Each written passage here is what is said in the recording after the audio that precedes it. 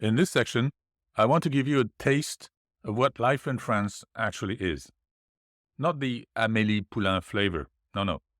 Rather, practical stuff as lived by people in cities and villages, French or foreigners living in France alike.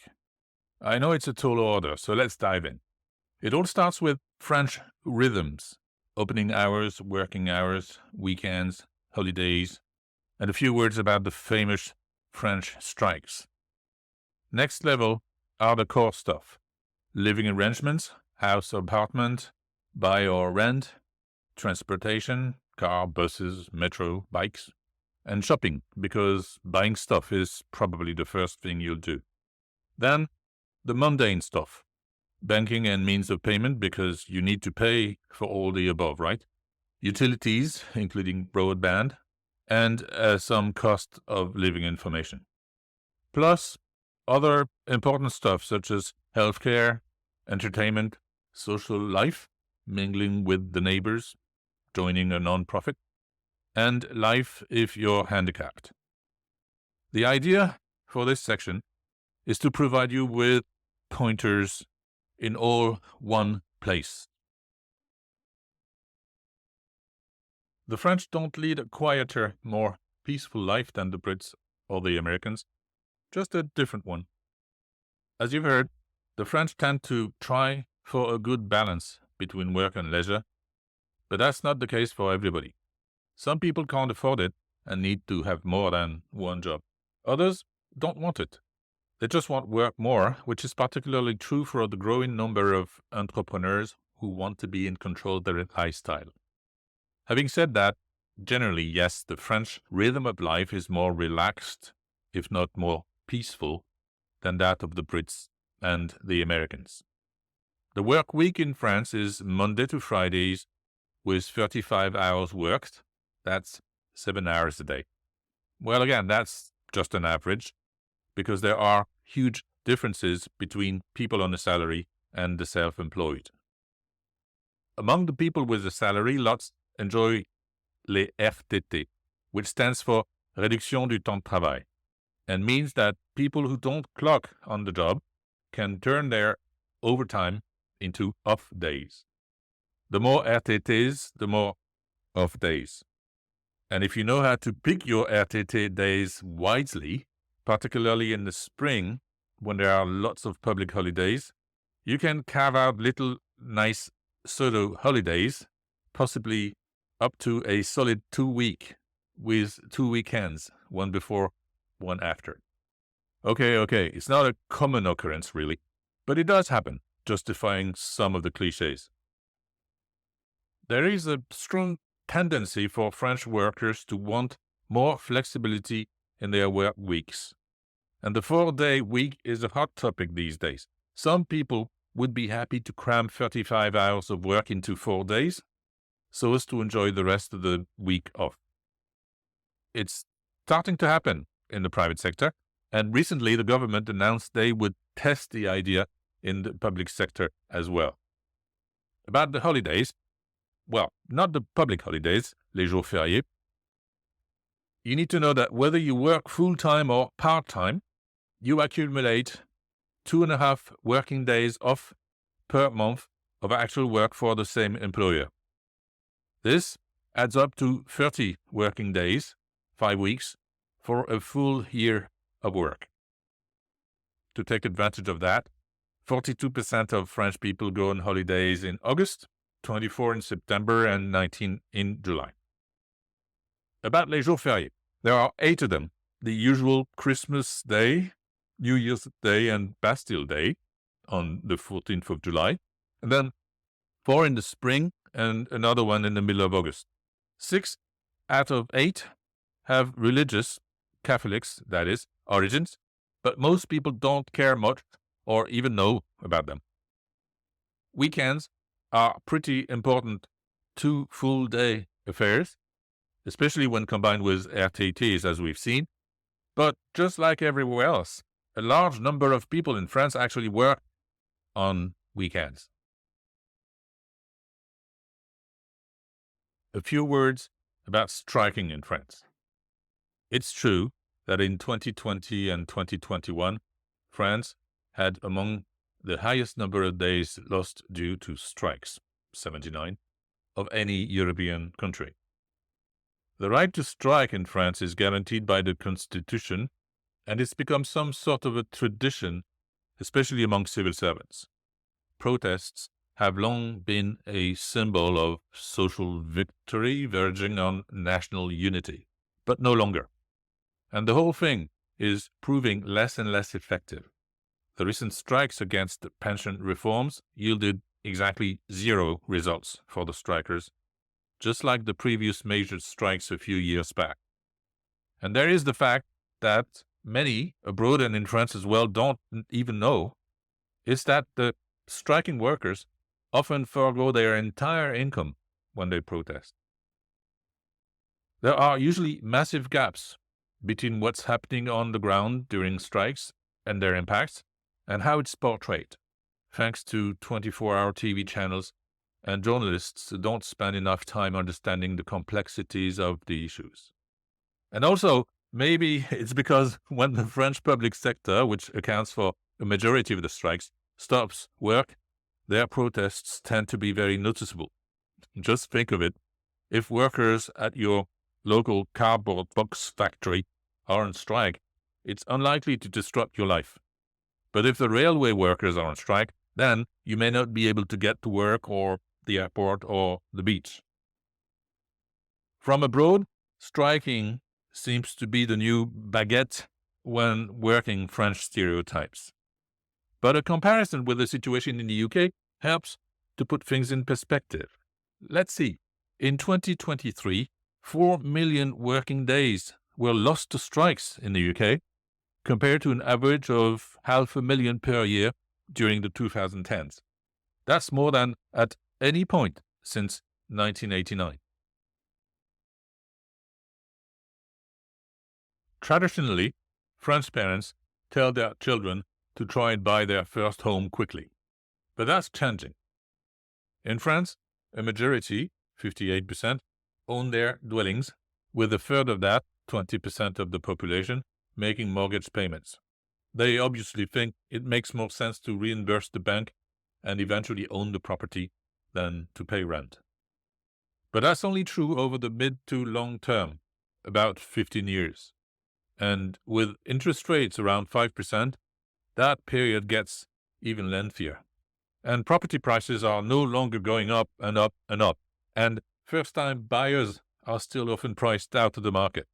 So, look to a possible trend reversal here. Let's compare buying versus renting. Unless you pay cash to buy your property, you make a monthly payment whether you're buying or renting. In both cases, you have to buy an insurance policy. If you own, you're liable to pay the taxe foncière every year and the taxe d'habitation if the property is a second home, not if you rent. The upfront payments aren't the same at all. To rent, you pay a down payment and a month's rent. That's 2 months' worth of rent. To buy, you have to pay the stamp duty, which is 8% of the value of the property, and the listing agent's fee, because whatever agents tell you, it's always the buyer who pays. More on this later. In theory, there's more safety in owning the property, but in truth, in France, tenants are very well protected against any type of eviction proceedings, sometimes too much, some would say. It's often for psychological reasons that sometimes it seems to make more sense to own than to rent. Now, as a foreigner looking to set foot in France, especially if you're a cash buyer, it could be more sensible to buy than to rent. But the truth is, in my opinion, it might make sense to actually rent before you think of buying something. Most French households own a car or two. There are just under 40 million cars in France. Lots of cars, like everywhere else. A few things to know about that. 74% of people who go to work use their car, 16% take public transport, 6% walk, and only 2% use their bicycle. The car is used in 53% of trips, including journeys of less than 2 kilometers. That's 2 million people affected here. For the same distance, 31% of French people use their feet, and only 5% use their bike. Now, whether you truly need a car depends on where you live. In cities and large towns, it's quite possible to rely on public transit.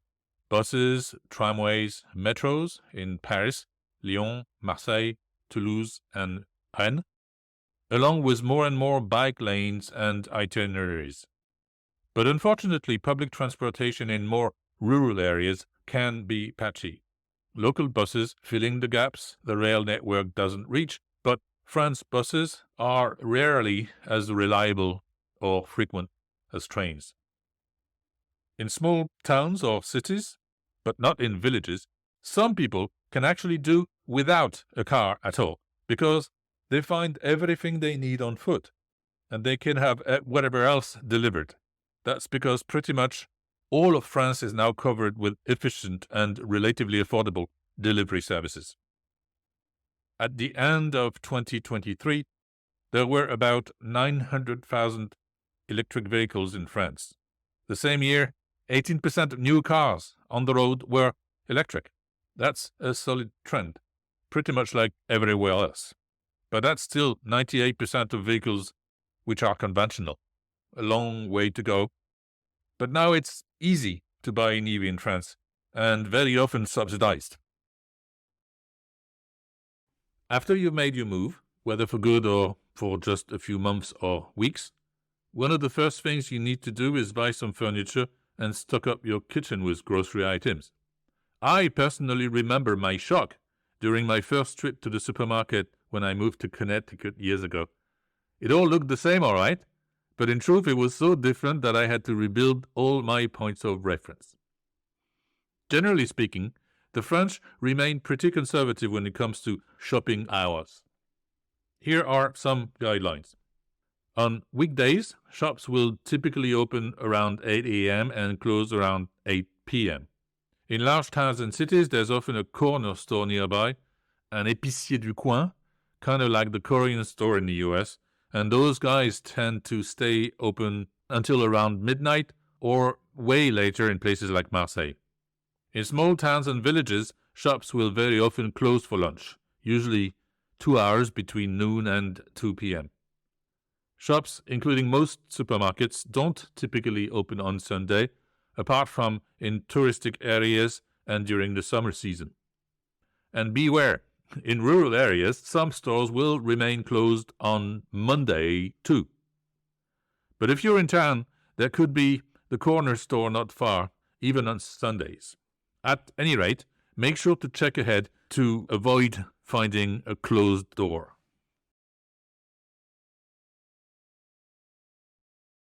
So, where do French people buy their groceries? Younger people and those without cars do their daily or weekly grocery shopping in their neighborhood at the smaller supermarkets and specialty food stores, which include boucherie, butcher, fromagerie, cheese shop, crèmerie, dairy shop, boulangerie, bakery, pâtisserie, pastry, traiteur, prepared food, charcuterie, caviste, wine shops. Families tend to visit Walmart-type mega supermarkets called hyper, for hypermarché, located on the outskirts of cities. They go there once a month or once a fortnight. And there they can also buy non-food items, from cleaning supplies to electronics and clothes. Those seeking a premium deli selection, organic produce, and a wider selection of international products shop at the high-end supermarket chains, like Côté Frais here in Uzès. Other than these, French markets, les marchés, are the go-to place for fresh and affordable veggies, fruits, and fish. Those open-air food markets are still an important part of French culture, as they offer both seasonality and real value. The top supermarket chains in France include Carrefour, Intermarché, Leclerc, Auchan, and Système U. They all have larger stores in shopping areas and also smaller shops called mini markets in cities large and small. Then there are also discount store chains for cheap grocery shopping and discount deals. The largest are Aldi and Lidl, both German companies. And then you have local stores and organic food chains like Biocop or Marcel et Fils. Plus, just like everywhere else, France has many apps for online shopping.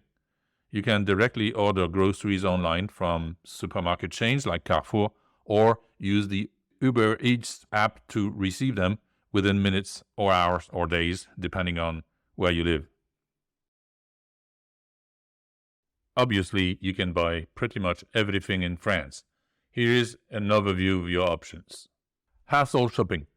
As in many other European countries, there are more and more larger format out-of-town stores in France, with a supermarket as the anchor, and around it, hardware stores, furniture retailers, and more. Most locals drive to these stores, but public transport links usually exist. There's also a surprising number of US-style outlet malls, particularly in northern France. Here, you'll be able to find a range of designer brands, high street names, and dining options as well. Department stores, also known as grands magasins, are true shopping experiences, not an everyday thing. They stock a wide range of goods, from the latest high-end fashions to a never-ending variety of beauty products, cookware, and other items for the home. And most will also have a restaurant or a cafe. La Samaritaine, shown here, Le BHV, mostly in Paris with decadent flagship stores, with Le Printemps and Les Galeries Lafayette both having outlets across the country.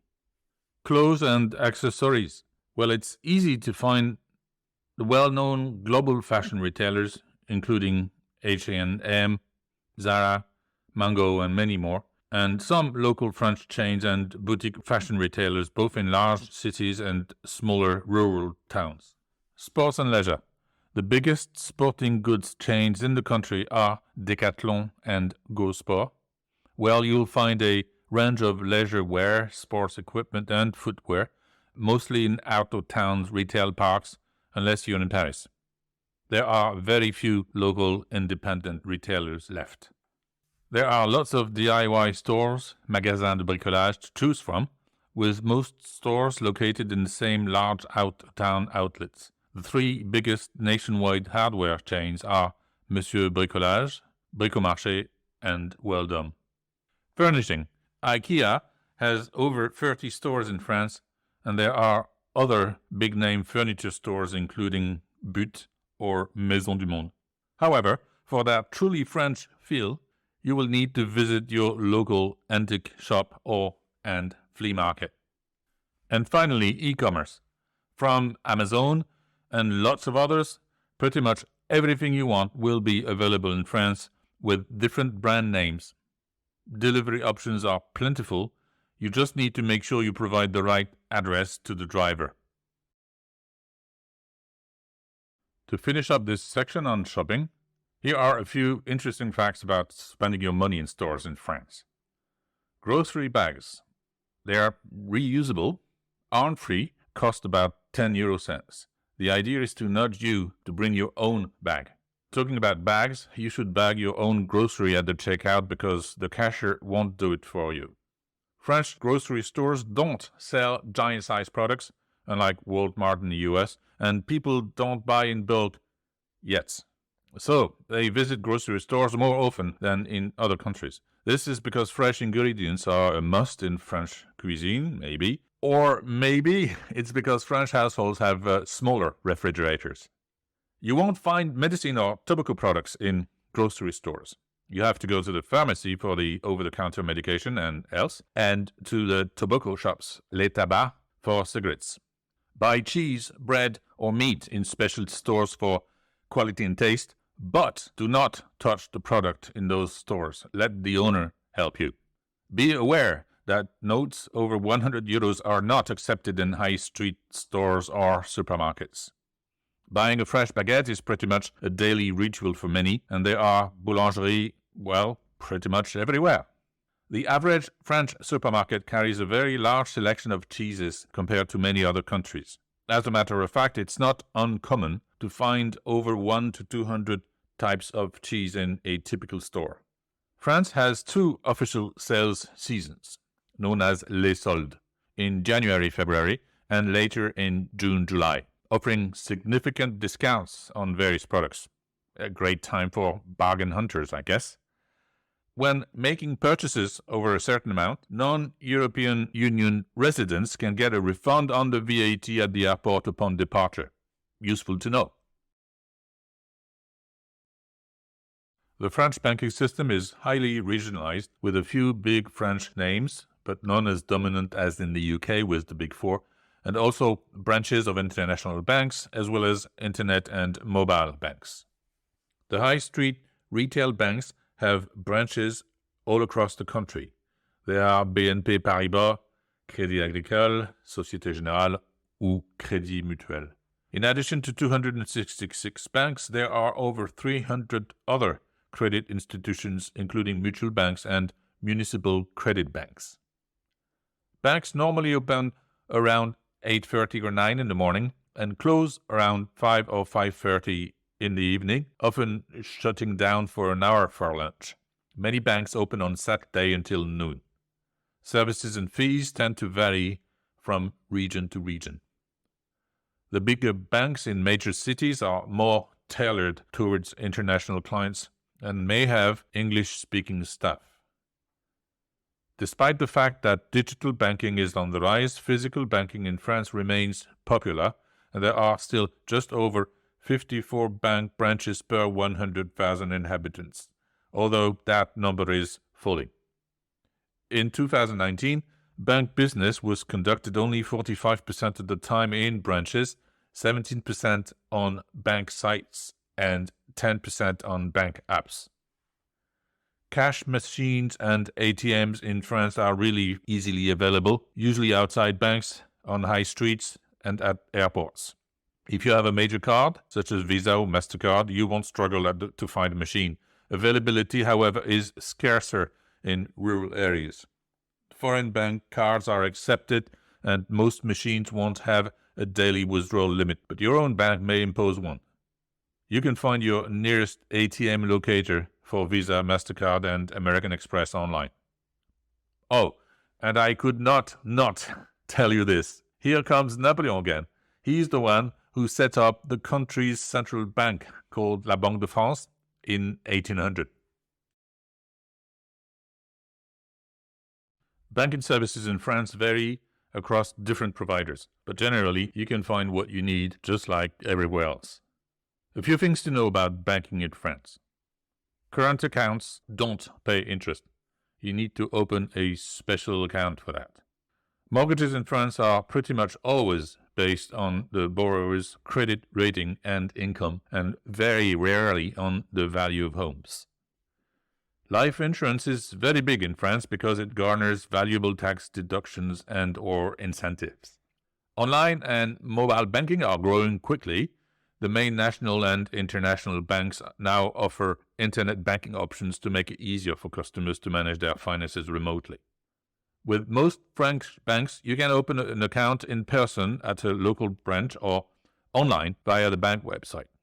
You will normally need to provide proof of your identity, your address, and your residence status. Also, bankers are very interested very quickly in your income and ability to buy their various banking products. If you're a non-resident for tax purposes, French or foreigner, think ahead. Some banks will welcome you before you move if you can provide the necessary documentation, and others even offer non-res accounts that can be opened from abroad. But not all. Ask around to locate a friendly banker, because the process can be a bit bumpy for non-residents, especially for Americans, because some French banks simply don't want to bother with the self-appointed righteousness of the IRS.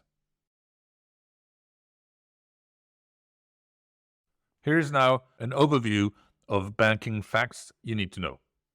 Cash is still popular, represents 50% of all payments, that's 15% in value, but there's a law limiting the amount of cash purchases to 1,000 euros.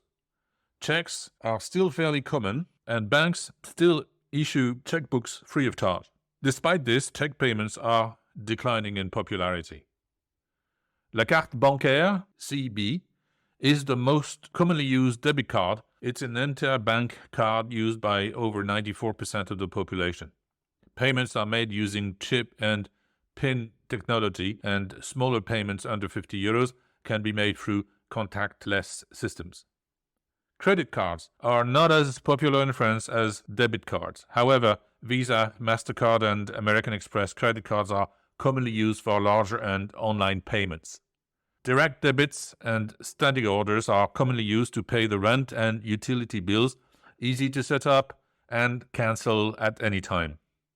Note that under French law, it is illegal for landlords to demand that tenants sign a direct debit agreement. Online and mobile payments have been growing in popularity, with PayPal, Google Play, and Apple Pay among the market leaders, along with banks, of course. Local money transfers are set up as single euro payment area payments, usually free of charge, using IBAN, which stands for International Bank Account Number, and SWIFT BIC, which is the bank identifier code about the bank receiving the payment, whether inside of France or within the Eurozone.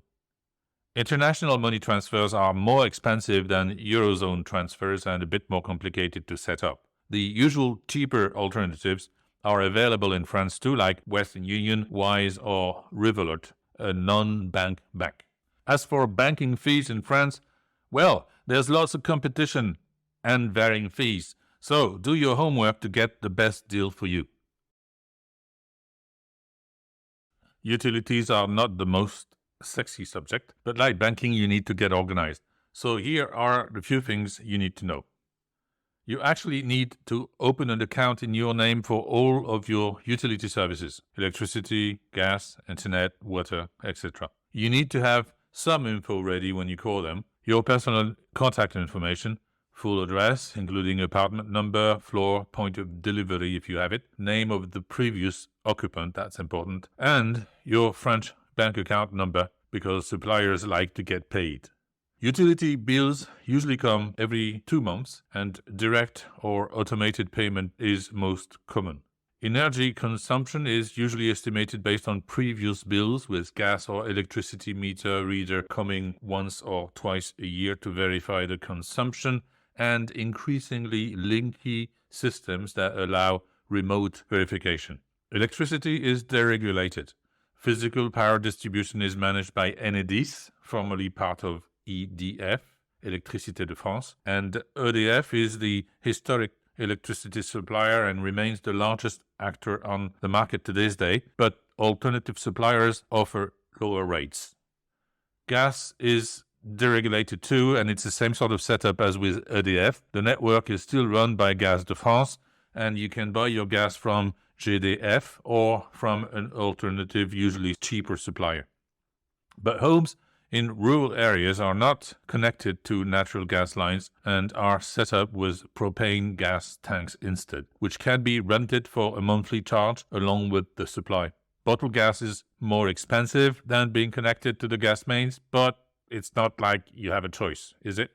Mains water has been privatized, but water supply infrastructure is typically operated by local communes, which sign contracts with suppliers to provide service for their areas.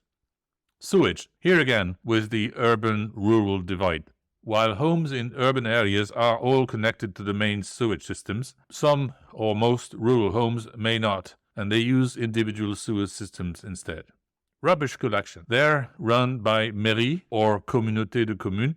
Collection days and frequency depend on the area. Costs are covered in an annual rubbish collection tax. Recycling. About 98% of the country has some form of recycling services available. Most apartment buildings are equipped with at least 2 plastic bins, one for recycling and one for general rubbish. Plus, there are glass recycling bins on the streets, depending on where you live. Broadband, internet, telephone. All telcos sell package offers, also known as box, of internet plus fixed telephone line plus TV, mobile plan available too. prices are quite competitive. You can sign up for an internet provider over the phone, in a provider's shop, or online. And even some electronics shops sell internet plans on behalf of their providers. It is commonly understood that living in France is cheaper than living in the UK or in the USA. The data in this table gives a general overview of the cost of living in France and kind of confirms that concept. However, there are many factors that will also influence day-to-day spending. For example, location is very important. Big cities like Paris will cost a lot more than small villages in rural France. Or, for example, in a remote location, a car is a must-have, which you can avoid when you live in a city. Groceries can vary widely in price too, depending on shopping preferences. Going to a big one-stop supermarket can be more expensive, but shop locally and at dedicated shops, such as the bakery, the grocers, the butchers, and the open-air market, and the spend can be much lower. The cost of accommodation can also be variable. Apartments in cities are expensive and often have hidden costs, like maintenance charges. Utilities are generally quite reasonable, and things like internet and phone services are often cheaper than in the UK, with most international calls included in the plans anyway.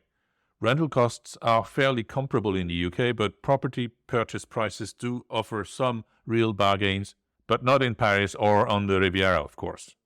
In 2015, INSEE, the National Statistics Office, published a study that showed that Paris living was almost 25% more expensive if you include the cost of accommodation, and just about 9% if you don't. Universal healthcare in France is very efficient, but navigating the system isn't always easy due to organization, paperwork, and sometimes terminology. As a patient, you need to determine where to start your journey depending on your ailment. You should start with the docteur généraliste, the primary care physician. Make an appointment to go in a few days or next week.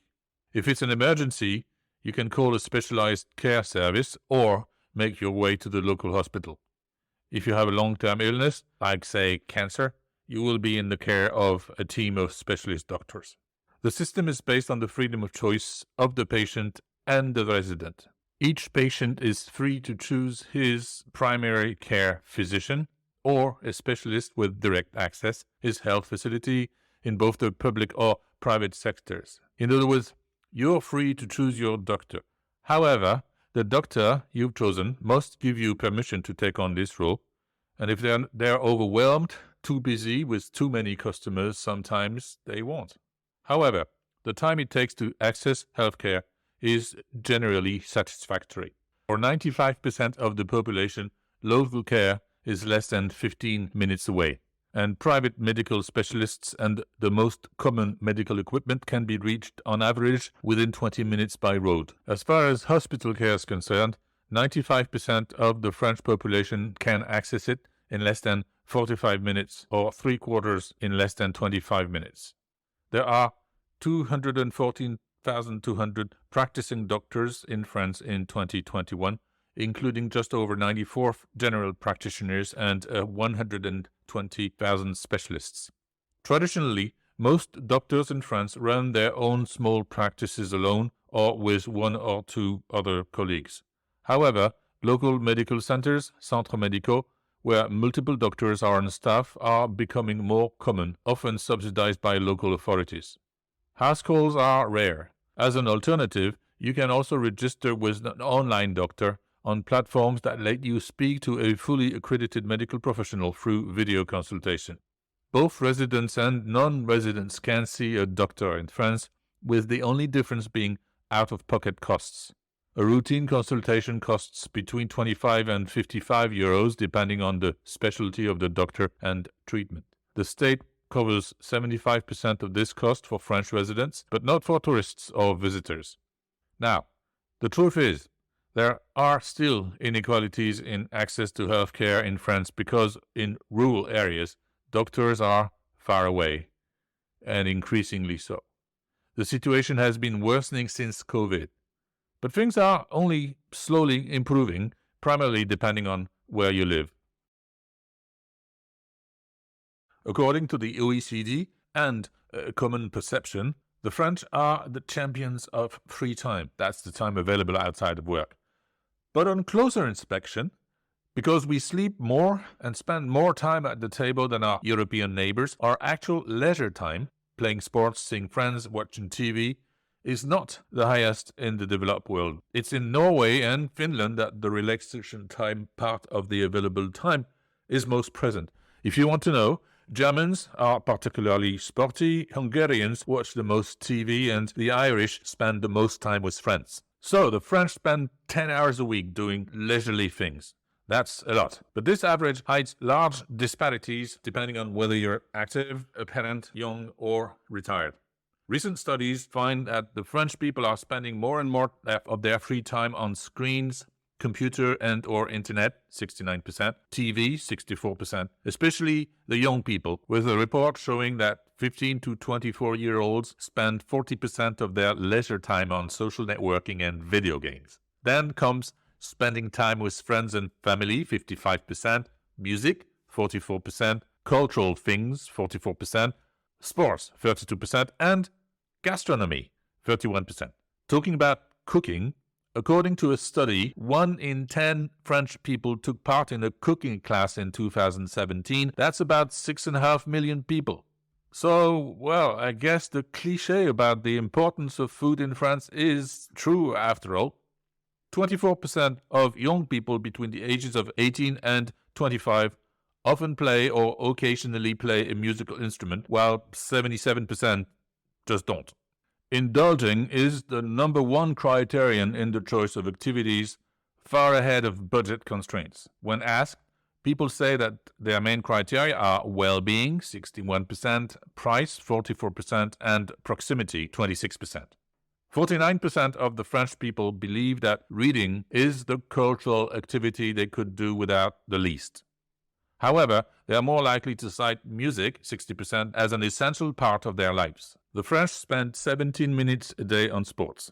That's an average, obviously, and it's half the time the Swedes or Germans spend on it, but not so bad, and the same as the Brits. Hiking is the most popular activity, 39% of the population, then swimming, 22%, cycling, 19%, running, 17%. With skiing, 10%, football, 3%, and tennis, 2%, way behind. Obviously, the higher your income, the more you spend on leisure. The low earners spend only 340 euros a year on leisure, the young adults 550, retirees 730, and the upper middle class and higher earners spend just under 1,000 euros a year. A good illustration is ski holidays. As we've seen, less than 10% of the population goes skiing because it's expensive, way more than 1,000 euros as a matter of fact, when hiking doesn't cost more than spending 100 euros once to buy a good pair of shoes. There were 181 million cinema tickets sold in France in 2023, which means that, on average, each French citizen has gone to the cinema 2.7 times during the year.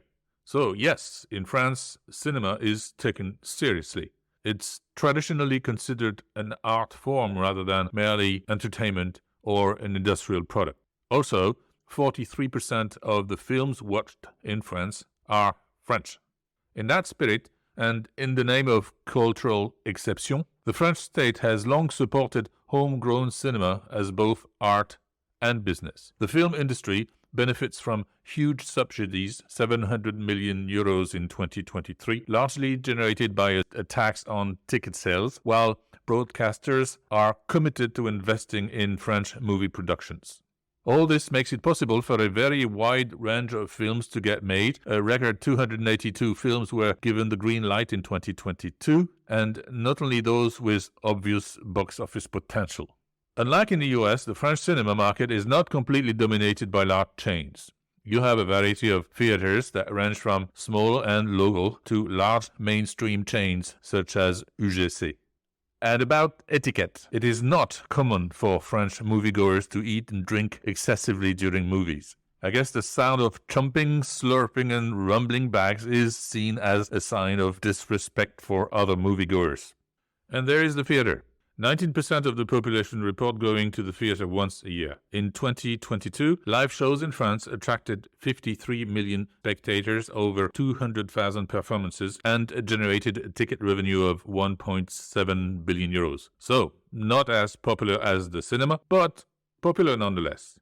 In Paris alone, there are over 130 private and public venues, and in France there are 4 national theatres, 38 drama centres, 78 national theatres, 6,000 companies, and 23,000 professionals.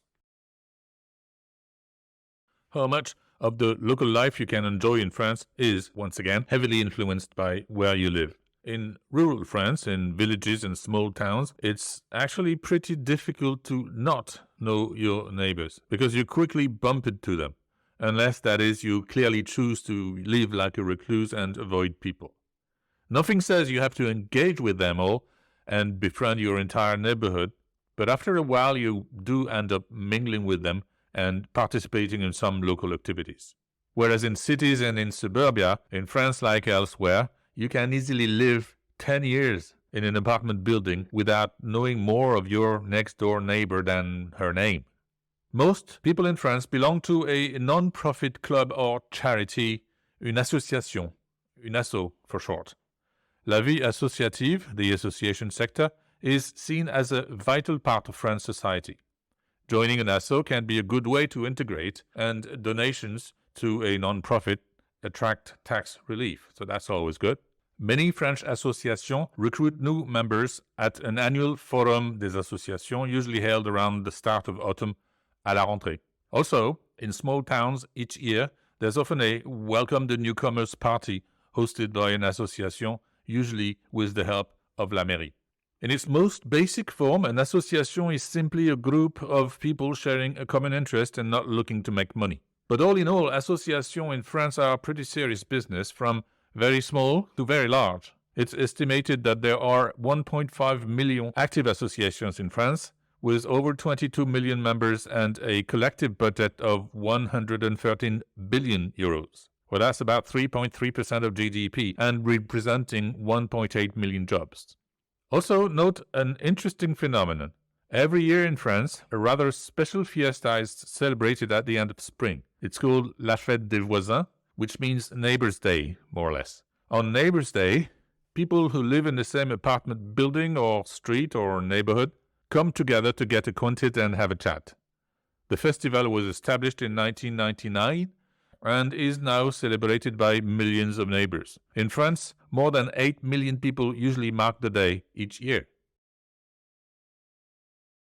Pollsters often report about a growing feeling of insecurity, and analysts always explain that crime has not really increased in France over the last 15 years.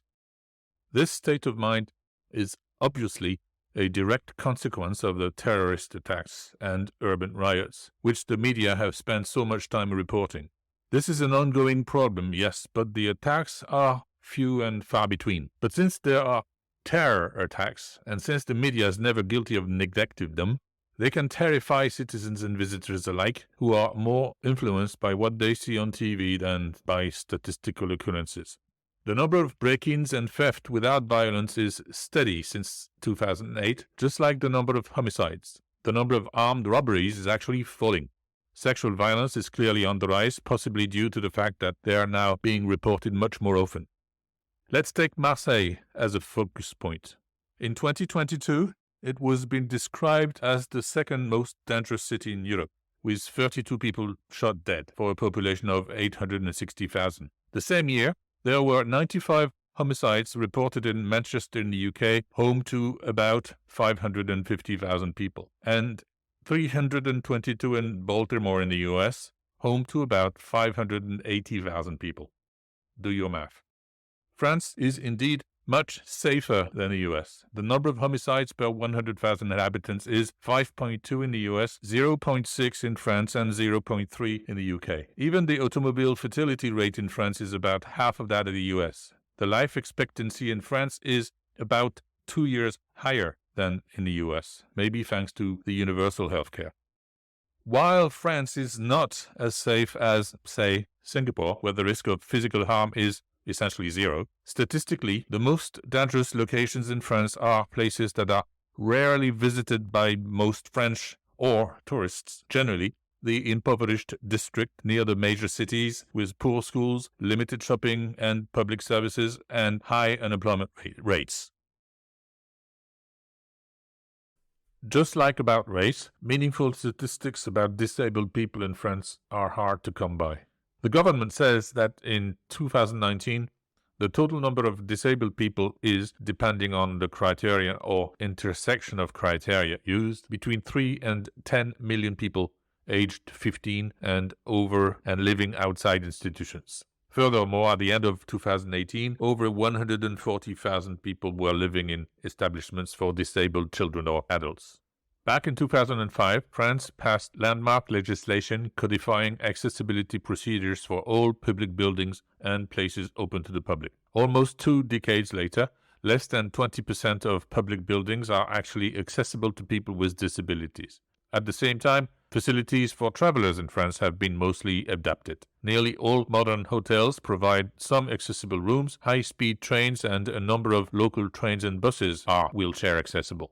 But retrofitting buildings is a massive and expensive endeavor. Most such buildings are old, so it's taking time. For example, in 2024, only 3,400 of the approximately 81,000 hotel rooms in Paris are wheelchair accessible. Medium-sized cities with few historical buildings are the most disabled-friendly. For optimal accessibility, you need a city with a tramway, not a metro, fairly flat, and without a strong architectural patrimony, no old buildings. One such city is Orléans, well, with a bit of old buildings, in the center of France, which boasts large sidewalks and pedestrian zones, ramps in buildings open to the public, and elevators in the recently built hotels in the commercial districts.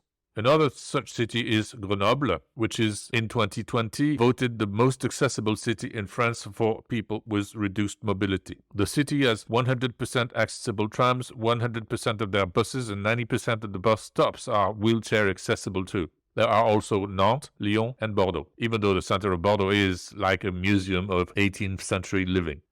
There is a support network for disabled people in France. There are about 9 million people, mostly through non-profit, often subsidized organizations, who assist those who need help in their daily life, although some of them don't really have a choice because they are assisting family members. So I guess it's fair to say that France is not the most handy-friendly country in the world, but not the worst either. That's it for now. Thanks for watching. And I hope you've learned something or some things, maybe. There's a lot of content in this section. It turned out to be more than I anticipated, but I've tried to be as comprehensive as possible. Please let me know if I've still managed to not cover a topic you are interested in, so I can address your question, adjust this video, and do a better job. Don't forget to move on to the next video lesson about France for foreigners, in which I will cover everything, well, hopefully everything, about what you need to know about coming and staying into the country, what you can do while you're in France, how to handle lodging, healthcare, transportation, and possibly about a bit of work and more. So, well, à bientôt!